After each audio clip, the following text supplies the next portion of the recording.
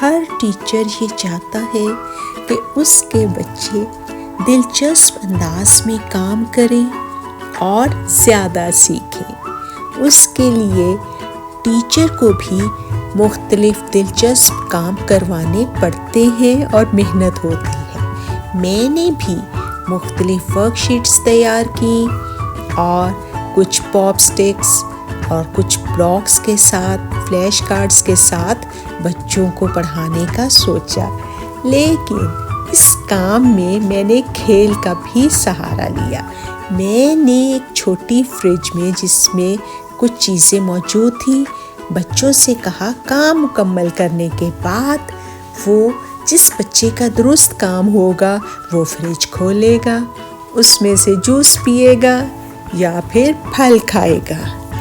بچوں نے اس سرگرمی کو بہت پسند کیا اور جوش و جذبے کے ساتھ وہ جلدی کام کرتے چلے گئے۔ دانین، مریم اور سفینہ نے اردو سیکھنے میں کافی دلچسپی کا اظہار کیا اور انہوں نے سیکھا بھی۔